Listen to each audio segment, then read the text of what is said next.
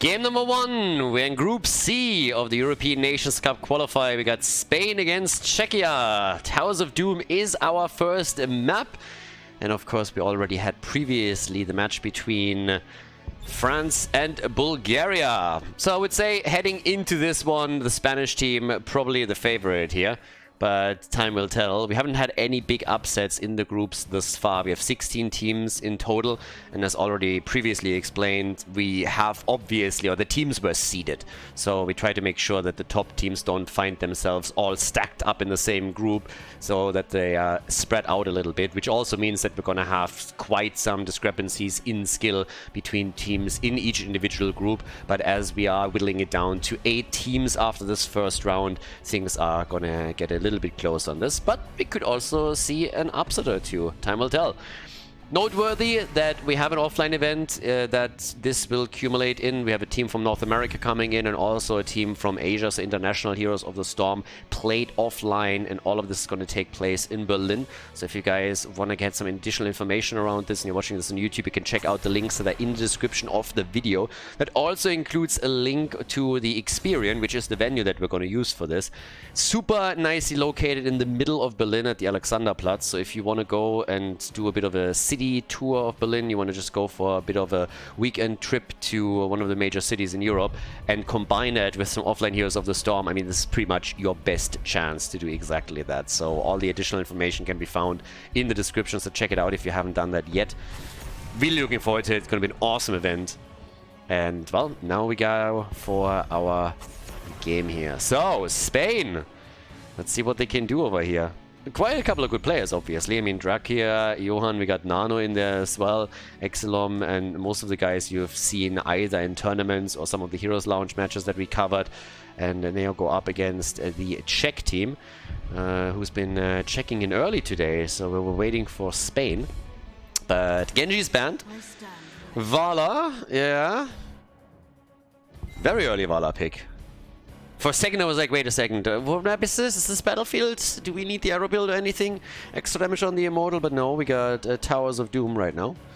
And here I would honestly have expected a bit of a different start into this. After the ban on Dehaka and Hogga, I could have seen the top lane to be prioritized a bit. But yeah, didn't go for that. Alright, let's see what the... yeah, we get Medivh and we get Stitches. So, already going for a Kidnap combo right from the start. Can go for Gorge and for the portal afterwards. Yeah, the red team has to be a little bit careful, or they're going to get a reality check when these combos are unfolding. Have to be really cautious how they're approaching this. But yeah, Stukov and Urel. I mean, they had some big words before, but there's always the risk, you know, that their mouth writes a check that you can't cash them later, so yeah. But again, Spanish team, they have some really known players there, and they're still the favorite, but we've already had some close games earlier. So I want to see what the Czech team can do on this first map. Especially since it's Towers of Doom. I'm honestly surprised that Towers of Doom is the starting map. Normally you see it as map number 2, 3, but as a starting map it rarely becomes an issue. Still waiting also to see if anybody is going for maybe a Falster or anything else that gives you a bit more map control. We even had Vikings banned in the previous groups, just simply because people were afraid of the Vikings attempting to dominate the altar control. But instead it's Sylvanas, so that's going to be a little bit harder for them to pressure through structures. Blaze is in. Blaze against Urel up at the top. Still... no healer for them, and we are also, of course, missing our damage dealer. It's Malfurion, so you have Stitch's hook into Malfurion roots into a Blaze stun, and then you have a Medivh as well. Okay. Leaves us with the double pick on the other side. We need a tank and we need a bit more damage. Vala alone is not going to be able to deal with all of this. And for the tank, I mean, Dibbles is still up, Murden is up, Jojo is up. Maiev. Ooh, Uther main tank. Okay. Uther main tank is being played. So they got a double support. Vala, the only range damage dealer. Maiev can also chip in with additional damage. But they might even go for an auto attack style on Vala, considering that they now have multiple heroes that can, first of all, keep opponents away from her. And second of all, heal her up. So you have Urel for some space creation. You have Maiev for tethers. So that's not too bad. I mean, again, the strategy is pretty clear. Ooh, but Sergeant Hammer on the other side. They go for a hammer composition. Alright, boys, let's go. Towers of Doom, game number 1. Spain against Czechia. Game number 1. Spain in blue. On the left, we have Drachia on Sergeant Hammer. Pepinazo on Blaze. Johan Ayaya is... That's what I said. Is playing Stitches. We got Exilo and Malfurion, and Nano is rocking Medivh. To the right side of the map, Czechia with Flesh on Uther, Kuba on Urel. We got FaZe, Snowbee on Vala, Mouse on Stukov, and Doki is playing Maiev. Let's go! Red team is already checking in as they're coming over here towards the middle. And Vala thinks she's good enough to not die. So we gotta be careful if she's gonna get a reality check as the game continues here, or if she's gonna be able to make it through that. But check this out for just a second. In the middle, a 5 versus 5 as everybody is just going ham on this one. And let me just check up quickly on the damage numbers. Vala is the first one to hit 1,000 over on the red team, so good for her. But yeah, absolutely fantastic start into this game. And then no puns at all, so yeah, glorious. But yeah, all jokes aside, we got Vala with an auto attack build. That was already more or less a thing after we saw the double support coming in. So with that, they need to keep her alive as long as possible. You want to sustain the attack speed as much as you can and not lose out on it. There's obviously a little bit more stacking happening, especially when we're looking over to Medivh, so a couple of other things that we definitely need to pay attention to. Medivh in particular is just doing his usual spiel and just rushing around here, trying to provide some additional scouting information. And maybe we're gonna eventually see them try and move in for a camp, try and steal it away, use Medivh with a quick portal to make an aggressive move, but so far that hasn't really happened here just yet. Still have the attack at the bottom of the map, as now both teams control one of the pumpkin camps and can utilize that to be a bit more aggressive and start to push this out. As explained earlier, the Spanish team is definitely the favorite in this particular series. Now in the group, I would still say that the French team has a leg up over them, but time will tell. And I am a bit curious. Maybe the red team is able to cause a bit of an upset at some point, but yeah, we'll have to see. So, at this point, we got topside, our 1 versus 1 between Urel and Blaze. No surprises here either. Vala currently sitting at 36 stacks. Late game, she is definitely going to absolutely murder if played properly. And if the blue team fails to take her down. But the kidnap composition that we're going to get eventually on the side of the Spanish team should be, yeah, pretty alright.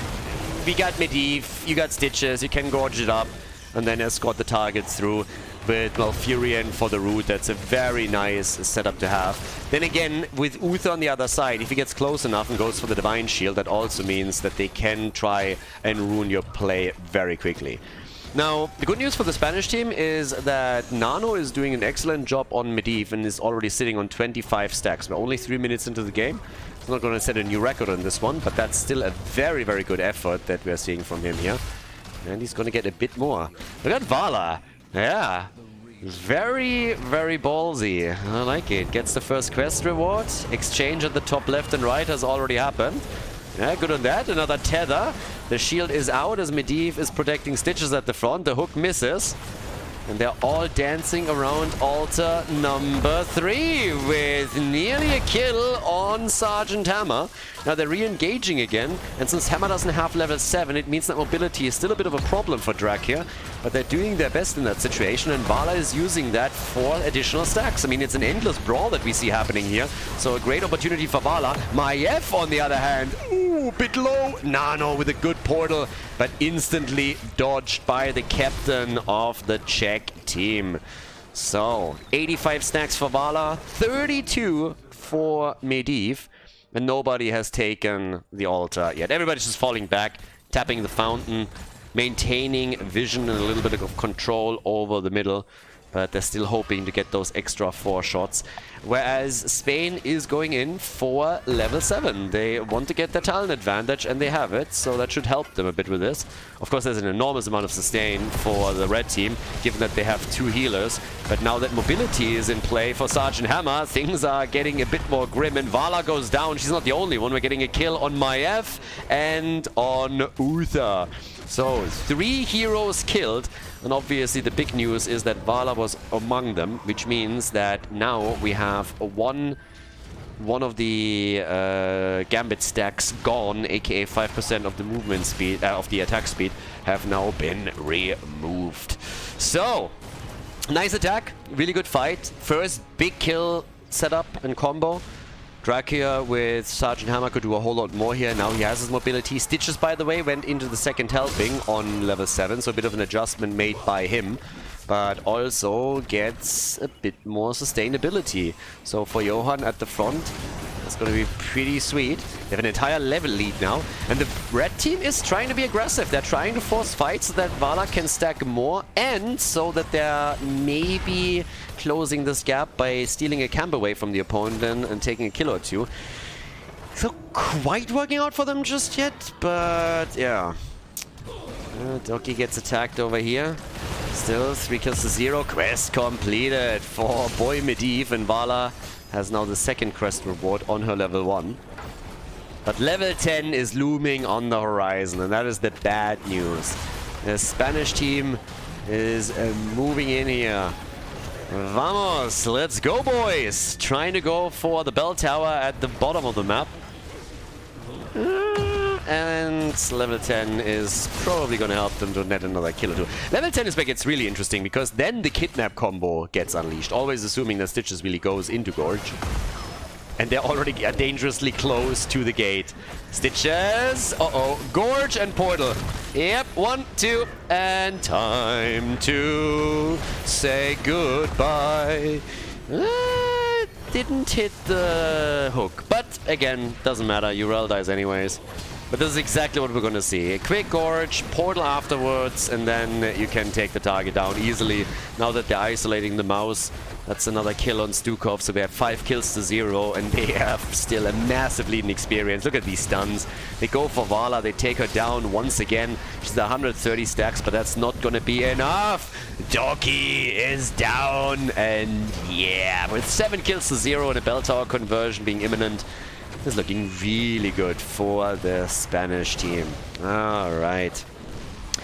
So, they go for the channel. Yeah, there's another one. That's 8 shots, so 32 minus 8. That leaves us with 24 points on the core. But they have 10, so it's 22. Fact check true. Okay, so with them converting one of the bell towers over, it was obviously 10 or not 8. So, yeah. And now we got our boy. That's a hell ugly mount. Oh, that is an insanely ugly mount. What is this shit? Look at this. That is disgusting. Like, Blaze on that mount. Wow. I mean, if there is anything that would go for like an ugly mount combo, that would be on the top of my list. Holy hell. Who came up with that monstrosity? So, in the meantime, we have them stealing a few camps away and zoning the opponent out. We're still waiting for kill number 1 for the red team. But, yeah, the hooks are obviously a real danger. And once level 13 is there and the hook range is increased, this is going to be even more true. Yeah, they're trying to tether him in. That it works, but the ley line is there. The root is on the ground. Yeah, and there's the Gorge on Stukov. And the portal is ready. Don't even have to go for it. I think they can kill Stukov one way or another. Big stun from Blaze as he came in from the side. They take down Stukov. Vala gets another quest reward, but she also dies a second later after Stitches connects the hook. Maiev no, she doesn't make it out. Sergeant Hammer with a hit. Few more shots fired thanks to the pumpkins. The core is down to 19 points. Oh boy, yeah, Czechia is struggling. They're really struggling on this one. Yeah, I mean, let's check out the mid lane here. We got Drachia and Sergeant Hammer trying to get some extra damage on structures, and so far it's working out nicely for them. So they're able to get that done. Bottom of the map, on with another channel, another 5 points removed. They're down to 14 now. And over in the middle, they're still opening this up, at least at the side wall. They're not even going for another bell tower conversion and don't really have to.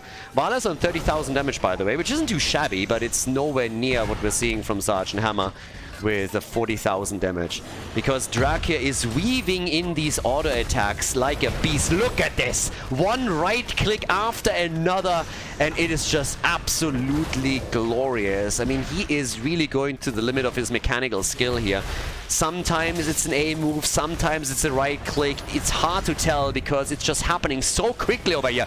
Ah, another button pressed, another move of the mouse, and here comes the next right click. Yes, the A move. Oh boy, the damage ramping up for Sergeant Hammer as these right clicks are connecting time and time again. Every now and then you have to press R for napalm, but yeah. Sergeant Hammer, big damage. And another kill! Yep, 12 kills to 0. They go for the dirty dozen over here. Stitches is waiting for another hook, as it seems. Beast mode! Nice!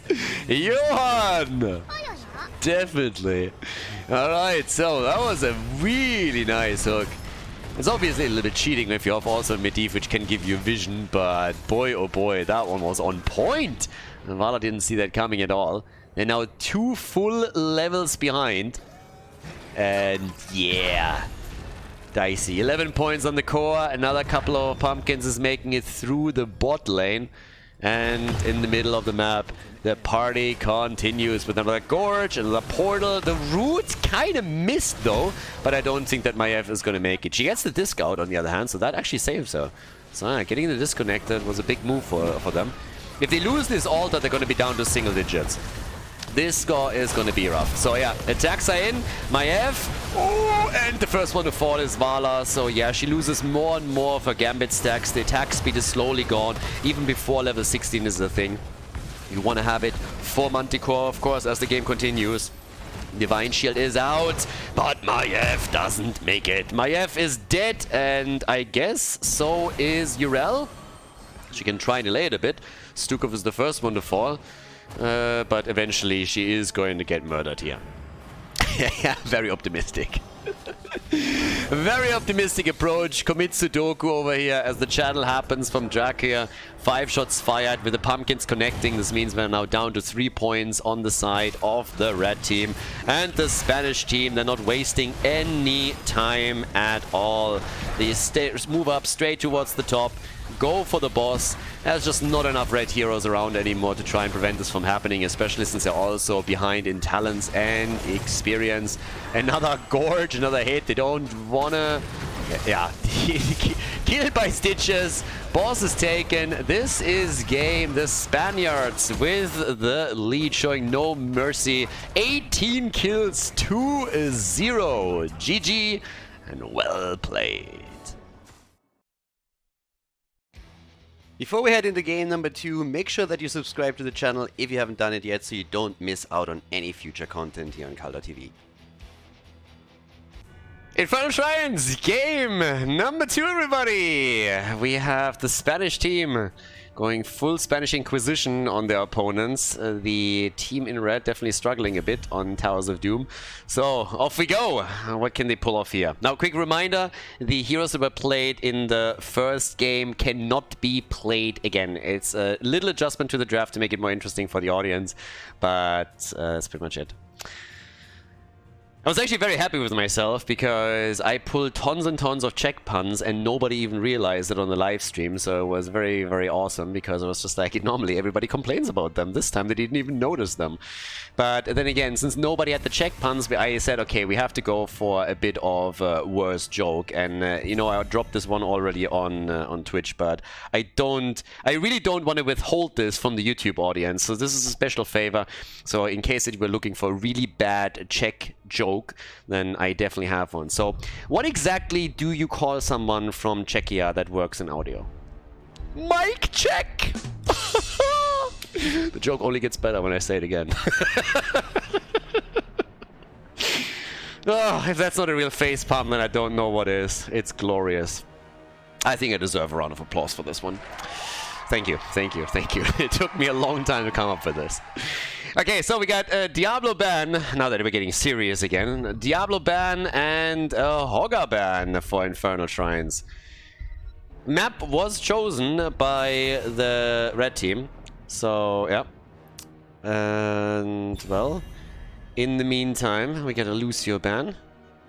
I'm actually curious to see what they're going to do now. I really liked what the Bulgarian team did a little bit earlier, because in both of the games that they played against France, they came in with a plan. So they had a sniper composition in game number 1, they had a backdoor strategy that didn't work at all in game number 2, but they had a clear vision of what they wanted to play when they entered the game, so I actually liked that a lot.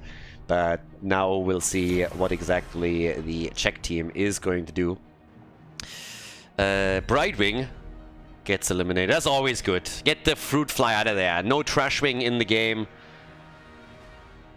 But we need a first pick. And for Infernal Shrines, yeah, Hook would have been nice here. So they go for Junkrat for a little bit more poke. We're currently thinking about the side laners. You could play Leoric for sure. Leoric could be played. Tychus has not been played yet either, so getting the Odin transformation here would... Ooh, someone wants to be aggressive. Kerrigan! Let's go, boys! Kerrigan Rhaegar. Are we gonna get Tyrael? Are they gonna try to also set this up with a Sanctification, or are they just relying on Kerrigan alone? I like Kerrigan, comms. If you have a good Kerrigan player, you can murder an opponent's team.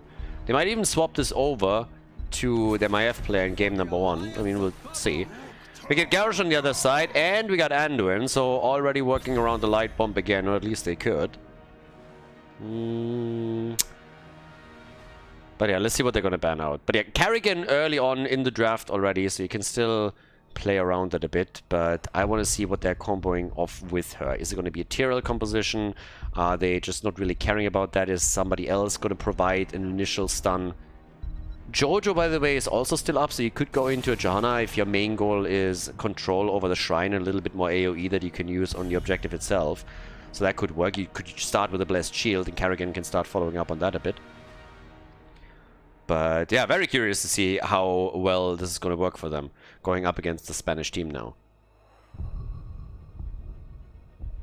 And of course, what is Draka going to play this time? That's the Jojo ban, so apparently the Spaniards were having the exact same thought as I did. Good stuff. So they banned her out, didn't want to allow that to happen. Alright, show me what you got. Main tank. That's what I'm mainly curious about now. Diablo ban, Jojo ban, good bans for the blue team for sure. Tyrael, yes, no. Leo and ETC, okay. Yeah, I mean, ETC can be really good, but he can also be a huge liability, and he's definitely not as strong anymore as he was back in the days of HGC, so that's a little bit of a problem here. We've seen great ETC play, don't get me wrong. But yeah, you gotta be very, very careful. Against Garrosh, he can be nice, he can get flipped and then just simply slide back. You can also keep him at bay and at a distance. So this is actually really nice into Garrosh. But still, he has his own struggles. Double pick for the blue team. That gives us Dehaka, and we get Hanzo. Alright. Final pick for Team Czechia as they are trying to get back into this series, as they're trying to force game number 3. Can they pull it off? Well, we're gonna find out, but first we need the final pick for the red team. Mephisto! Alright. Stage is set. Infernal Shrines, everybody. Second map between Spain and Czechia. Game number 2, Spain is in the lead against Czechia, and they're starting off to the left side with Draka on Hanzo, Exilom on Anduin, we got Nazo on Dehaka, Johan on Garrosh, and Nano on Junkrat. Let's go! The right side of the map, Czechia with Flash on ETC, the Mouse on Rhaegar, Doki on Mephisto, face Snowbee on Kerrigan, and Cuba Gooding Jr. is playing Leoric. Party time! Level 1, we get the block party. And at the same time now, it is the even-handed blessings. Every single time that I hear even-handed blessings, I get to even-handed and all I can think about is slaps. Right side, left side, even-handed, patch, one after another. So yeah, it seems like the first one to be slapped around is ETC, and that is the end of him. So goodbye ETC, it was nice knowing you. Quick kill for the blue team. They want to end this early because it's time for siesta in Spain, so you gotta rush this a little bit. Yep. Top side. We got our 1 versus 1 established. Leo against Dehaka with the drain missing. As down at the bottom of the map, the blue team is already starting to get a bit more aggressive with their posturing, trying to see if they can maybe set up another trap and get another kill. Moving into the middle to try and facilitate that. Yep, Flash diving around over here. We got the mouse. Oh yeah. Again, as I said, ETC is pretty good into Garrosh, so you can counter a lot of what Garrosh is normally trying to do. And if he plays his cards right here, he will make it very annoying for Johan to get value out of his hero here. Plays it really calm and collected against him too. Carrigan, okay, so we have a lot of jumping around here, and Carrigan eventually isn't making it. The Countess is dead, and now they're throwing them in even further as they're trying to cut off their path of retreat. Dehaka couldn't properly connect this, but this could have been another kill or two for sure. They get the camp, which in and of itself is already worth a lot, of course. But yeah, oh my god, not even close. That nearly backfired on him. Damn, son. Yeah, that didn't look too good. That looked really, really rough. He was so close to getting eliminated in that situation again. He made it out though, so yeah. Good for him, but that one was dicey. Alright, so level 4, we get the speed medal. And yeah, the first objective. I mean, with more than a half-level lead already for the blue team, I gotta say that objective number 1 is, at least thus far, looking pretty good for the blue team. They should be able to get level 7, have a bit of an advantage there. Depends on how well Carrigan and ETC can combo off their stuns and get these kills in. I like that they're going for the camp on the other hand. There's actually a lot of teams that will not go for the proper timings here. We've seen a couple of them already in the tournament, so you are trying to make sure that you get those shaman camps en route before the objective itself comes in. I mean, same is happening over on the blue team side, obviously, as you can see here. So 2 kills to 0. Both teams now have a camp top side and have to decide how long they want to keep their solo laners there. Slight advantage to the blue team once again, since they have a global that they can keep on the lane and simply move back. But as we have the first few stacks towards the objective and Punisher number 1 therefore taken by the Spanish team, the opponents are a bit late to the party here, so they are still trying to keep themselves in a position where they can decide whether or not they want to go for that fight. But with 22-2 stacks, it starts to become a little bit less likely that they're having a chance here. It's 28-5. They will not make this one work. Unless they get some very, very decisive kills quickly, this is not going to be a thing. Now that they don't have level 7 and are 1 talent behind, it's definitely not going to happen.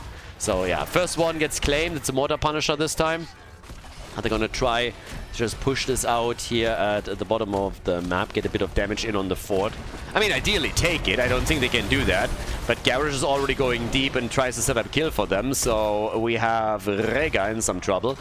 But since it's a Mortar... The Mortar Punisher is probably the easiest one to defend in the first rotation.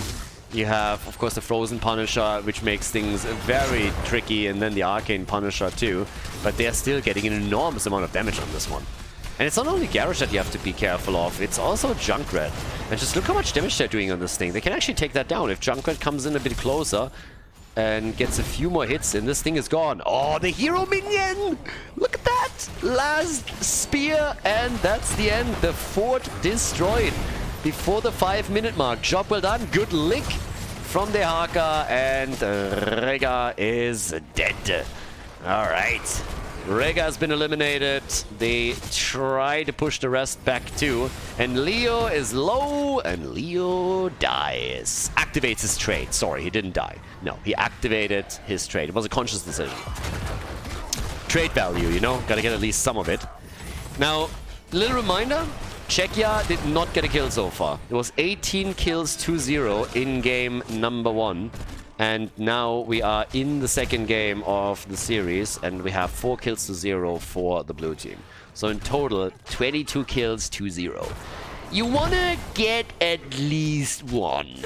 And with Kerrigan, ETC, and the whole lineup that they're rocking here, they should be able to eventually grab that one. Worst case scenario, you go for the Crybaby and take Anduin down. Gotta catch him first, of course. He loves to employ the French defense and just run away, but there is a good chance if you're coming in with Leon and a Tomb that you can catch him eventually. So, Light Bomb is in. The level lead gives them heroic abilities, obviously a bit sooner, so Czechia has to catch up on this. And with the grenades on Junkrat, they are starting to bombard that bot lane, or the mid lane a little bit more. But, yeah. With that, up at the top, Kerrigan and Leo are now starting to rotate over. We get the meme strike, by the way. That could actually also help you whenever the Entomb comes down, so when you're worried about that. If ETC goes for Mosh Pit, though, you are lacking 1 additional interrupt. Light Bomb is in. Nice. And there's the meme strike. First kill on Mephisto. Kerrigan made it out, but already some meme strike value zoning them hard. Again, not really a fair fight. Opponent doesn't have level 10 ability. So, yeah. But here we are. We got Durance of Hate. We got Ancestral. Entomb, as you would expect. Kerrigan with the Ultralisk. And ETC goes for the stage dive. Okay. Stage dive surprises me a little bit. I mean, there are interrupts. Not too bad. Okay, we'll see how much it works out. And both would have been possible. Yeah, depends a bit on how you want to play it, I suppose. They can counteract the Haka a little bit easier with this one now.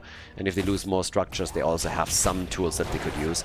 Problem for them is, by the way, that the Haka sees everything here. So while they are spending some time and resources at the bottom camp, the top lane push continues. And it takes that 4 down a notch already. Doesn't destroy it, but it's a good start. Just as the Shrine activates. No talent advantage. I mean, this is one of the best moments for the red team to try and make a comeback. And try and get a kill. So if they can make a move here. Junkrat gets attacked. Yeah, they're taking position out. The Haka isn't here yet. What Spain wants is level 13, but I'm not sure if the Haka can get it to them quickly enough. There's already the jump out. Still, Entomb is up. Could be used. Stage dive, alright. Into the back here. And immediately... Oh, the kill! Leo! Leo's dead. Immediately the meme strike came out, trying to zone them. Kerrigan is gonna get attacked. Riptire. But it's just not coming together for the red team, is it now? Leo will be back, of course, but Kerrigan has now moved into the middle of the map, and with all of that extra fighting and the kill, we now have 13 talents for Spain. The mouse in the house is trying to run away here. Yeah, the mouse is running out of this fight faster than Disney out of Florida. So, whew, 6 kills to 0, level 13. And with that, we have Frozen Punisher in the game. This is the second one. Topside gets pressured, and I think we can all agree that this is going to be the end of the last fort in the game. On the red team side, that is. Alright. Frozen Punisher obviously going to make this super easy for them, and I'm a bit more worried about what's happening on the keep, because with the Frozen Punisher you should at least be able to drop the wall here, if not more than that. 23,000 damage for Hanzo. 16k for our boy Mephisto on the other side. They're zoning again. Yeah, not bad. But yes, the wall falls. 100%. Wall falls, and they might even get that keep. Getting the Frozen Punisher in that situation was absolutely glorious for them. And all of this happens with a level 13 talent advantage. So it's really tough for the opponent to play through it. Ancestral is out. That was actually not too bad. That was a really good timing on this one. They tried to get a kill on Dracula, but still couldn't. They haven't gotten a kill yet. This is really tricky for them. 24 kills, 2-0. I'm a bit shocked that they didn't just commit to the keep, by the way. Would have been worth sacrificing a hero for it, I think. Yeah, Leo gets out once again. 13 talents are now available on both sides, so they can take these battles, and that's what they're looking for. They're hoping to grab them. Combo of Kerrigan not coming together properly. Now it's ETC that might be in trouble. Leo also on the run, gets licked and is about to die. Oh, that heal. Nice. Good job by Rhaegar. Keeping Leoric in play just a little bit longer. But they are defending. Defending. They're on the back foot here. Czechia is trying to find an angle, finding some way to get back into this game, but so far it is not happening. So at this point, it's half a level until 16, and given the fact that it's a 1.5 level gap between the two teams, it seems more and more likely that around the third objective, Spain will have a talent advantage again over their opponents, which they're going to be pretty happy about. So, we have over to the red team side, at least camps takers. They're coming in and take their own camp as level 16 gets now taken by Spain. We have the double pull with a Glyph of Faith for Anduin, the elongated tongue for Dehaka, who is still pushing towards the bot lane, trying to escort one of the camps over. Kerrigan, bit alone, ETC trying to help out, and Kerrigan with the Chrysalis saves the day for just a second, but Mephisto isn't here, so already, licked and dragged into the beam strike! Nice! That was actually pretty awesome. That was really, really cool. So Dehaka and Hanzo working together. It's not only Rhaegar that dies, Kerrigan dies a moment later. But that was nicely done. It was really, really well played. So, as you can see, again, the drag straight into the meme strike. No chance for Rhaegar. And now they can, with a 5 versus 3 numbers advantage, go topside, take that keep down, which has been destroyed. 8 kills to 0. 26 to 0 if you count both games up to this point.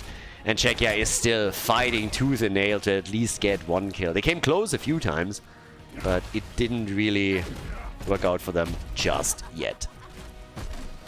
Objective is, by the way, not up yet. Now announced. They have to bridge half a level. That might be possible for them. If they can get the additional minion wave in the middle and the bot lane, then they should be able to get it. They have another fight on even talents that they can get here. Okay. Yeah, it's better for them than I thought it would be. So, 1 more minion wave. Yeah, they should still go to the bottom and get that wave. Boys, you need that experience. They could have been there a little bit faster, but now they at least grab level 16. This is the moment to fight. I mean, this is pretty much your Hail Mary right there. You gotta make your last move and try to go for it.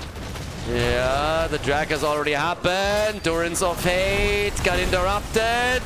Stage dive, kill at least 1, and they just can't. Entomb is out too. They're trying to go for Hanzo, and there it is. Dracula is dead. He has to buy an extra pot of sangria for the Spanish team. Congratulations to Czechia. They get a kill, and Dracula gets reported for feeding. So the first blood for them, but they want more. They want more. They're trying to come in with Kerrigan and take down Anduin, which didn't quite work. There's catapults on the core at the 13-minute mark, and there's a camp in the middle pushing for keep damage. But the action continues, and Garrosh is dead as well. Let's go! Czechia with the big plays here all of a sudden. Coming back into this game slowly and steadily. Yeah, taking control and locking in the Arcane Punisher. Spain had 35 stacks, but it just wasn't enough. So now an opportunity to take a 4 down. Momentum, baby! The hype is real. There's the jump over the wall. Doki coming in with Mephisto, trying to get the damage done. More catapults at the top. There's 2 still remaining. Damage here in the middle as the wall gets slowly opened up, but they are diving back. ETC with a stage dive, only zoning, nothing else. They go for Nano. There is the Entomb, and that's another kill. Nice, 3 kills already. The boys smelling blood in the water here. Coming in and absolutely crushing it. Closing the gap in experience. Not completely, but it's a start. 3 kills to 8. Dehaka, of course, controlling the macro game. The 2 catapult drivers are fired. These 2 are just griefing. Don't know how they got their license. Must have won it in the lottery or something. But yeah, that's just embarrassing. Honestly, the Heroes of the Storm spaghetti code sometimes just disgusts me. This catapult thing has honestly pissed me off for at least 6 years now. It is insane. Like, really, we have chat GPT these days. We have AI that is trying to emulate that it's your girlfriend, and then at the same time we can't tell a fucking catapult to drive around the camp? Really? Good job, Blizzard. Good job. Nicely done. So, this one might as well attack the keep in the middle. But yeah, we have level 20 any second now. Uh-oh, uh-oh, uh-oh. No! ETC! Well, we're not gonna see him anymore. So, level 20 is in.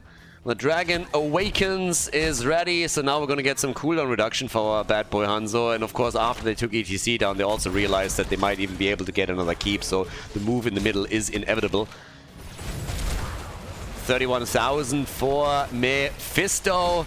And we got 54,000 for Hanzo. Yeah, down they go. That's the keep gone. They're still trying to survive to bring ETC back. They know that the fort is not going to survive here. Or the keep.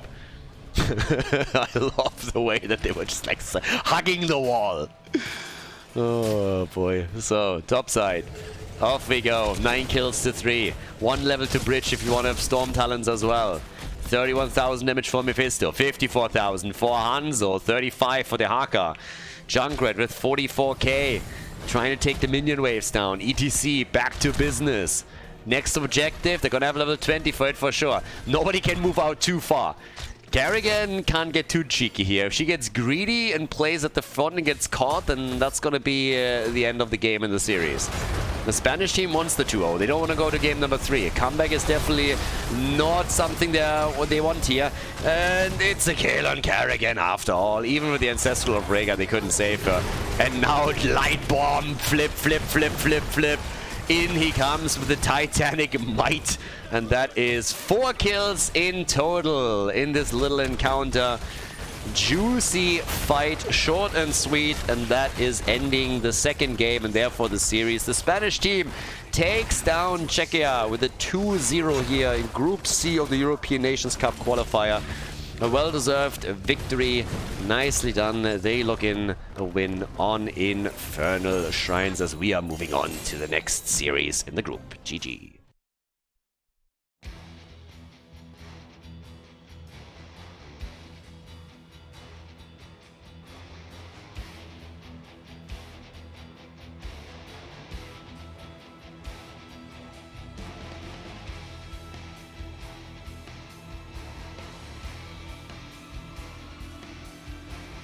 Thank you everybody for watching the video today. I hope that you enjoyed the show and the commentary. And keep in mind that the spoiler protection that is going to run for the rest of the video is made possible by all the support on patreon.com. So guys, if you want to support my work, if you want to help me start new projects and keep the spoiler protection in place, please consider heading over to patreon.com/Khaldor. There's also a link in the YouTube description and check that out. Thanks in advance, and see you guys next time with more esports coverage here on Khaldor TV. Have a great day.